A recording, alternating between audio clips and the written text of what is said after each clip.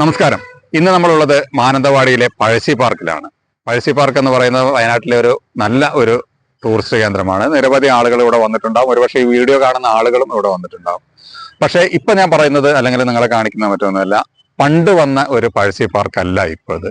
കാരണം അതിൽ നിന്നും ഒരുപാട് മാറ്റങ്ങൾ വരുത്തി കുട്ടികൾക്ക് പ്രാധാന്യം നൽകിക്കൊണ്ട് നിരവധി റൈഡുകളും അതുപോലെ തന്നെ മുതിർന്നവർക്ക് ആസ്വദിക്കാനുള്ള പല കാര്യങ്ങളും അതുപോലെ നമുക്ക് പുഴയോരത്ത് ഇരിക്കാനുള്ള സൗകര്യങ്ങളൊക്കെ ആയിട്ട് വളരെ ഭംഗിയിൽ തന്നെ ഈ ഒരു ടൂറിസ്റ്റ് കേന്ദ്രം അതിന്റെ പ്രവർത്തനങ്ങൾ അതായത് പല രീതിയിലുള്ള പണികൾ നടന്നുകൊണ്ടിരിക്കുകയാണ്. അപ്പോൾ പണ്ട് വന്ന ഒരു പഴശ്ശി പാർക്കായിട്ട് കാണാതെ വന്നവർക്കൊക്കെ വീണ്ടും കാണാനുള്ള രസകരമായ നിരവധി സംഭവങ്ങളുണ്ട്. അത് നിങ്ങളെ ഒന്ന് പരിചയപ്പെടുത്തുക എന്നുള്ളതാണ് ഇന്നത്തെ വീഡിയോയുടെ ഒരു ഉദ്ദേശം.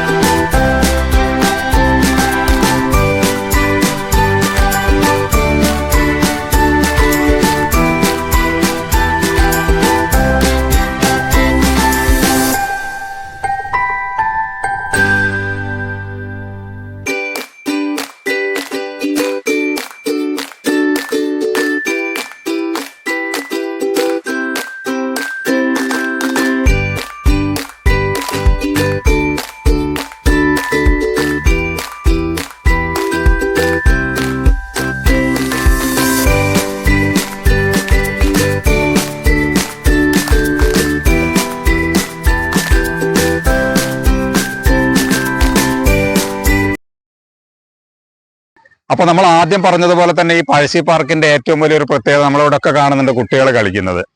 അപ്പോൾ കുട്ടികൾക്ക് പ്രാധാന്യം നൽകിക്കൊണ്ടുള്ള വയനാട്ടിലെ ഏറ്റവും പ്രധാനപ്പെട്ട ഒരു പാർക്കാണ് പഴശ്ശി പാർക്ക്. അപ്പൊ നമ്മുടെ വൈകുന്നേരങ്ങളൊക്കെ ചെലവഴിക്കാൻ കുട്ടികളുമായിട്ട് നമ്മളിവിടെ വരിക, ഈ 3 ഭാഗവും പുഴയാൽ ചുറ്റപ്പെട്ട ഈ ഒരു പഴശ്ശി പാർക്കിന്റെ ഭംഗി ആസ്വദിക്കുക. ഇവിടെ ഇരുന്ന ചെറിയ രീതിയിലൊരു അസ്തമയമൊക്കെ നമുക്ക് ദർശിക്കാൻ കഴിയും. അപ്പോൾ വളരെ മനോഹരമായ, ഞാനിത് വീണ്ടും വീണ്ടും എടുത്ത് പറയും, നമ്മൾ കുട്ടികൾക്ക് വേണ്ടിയാണ് നമ്മൾ കൂടുതലും അവരെ സന്തോഷിപ്പിക്കുക എന്നുള്ളതാണ് നമ്മളുടെ ഒക്കെ എല്ലാവരുടെയും ഒരു ആഗ്രഹം. അപ്പോൾ അവർക്ക് കളിക്കാനുള്ള തരത്തിലുള്ള പുതിയ പുതിയ പല സംഭവങ്ങൾ കണ്ടില്ലേ, ഇവിടെ പലതും ഒരുങ്ങുന്നുണ്ട്. അപ്പോൾ ഇതൊക്കെ ഏകദേശം 1-2 മാസത്തിന്റെ ഉള്ളിൽ തന്നെ ഇതെല്ലാം ഓപ്പൺ ആവും. അപ്പോൾ ടൂറിസം വയനാട് ജില്ലയിൽ നിന്ന് വിട്ടു പോയിട്ടില്ല, ഇതെല്ലാം സജീവമാക്കിക്കൊണ്ടിരിക്കുന്ന ഒരു അവസ്ഥയാണുള്ളത്. എനിക്ക് തോന്നുന്നു ഇവിടുത്തെ ഒരു ഉദ്യോഗസ്ഥനാണ് ഇദ്ദേഹം. സാർ ഒരു മിനിറ്റ് സാർ, ഇവിടുത്തെ സ്റ്റാഫാണ് അല്ലേ? ഇപ്പോ നമ്മൾ ഇത്തരത്തിലുള്ള ഒരു പരിപാടി കുട്ടികൾക്ക് വേണ്ടി മാത്രമായിട്ട് ഒരുങ്ങുന്ന ഒരു സംഭവം, ഇത് എന്തിന്റെ പാക്കേജ് വെച്ചാണ് ഇത്?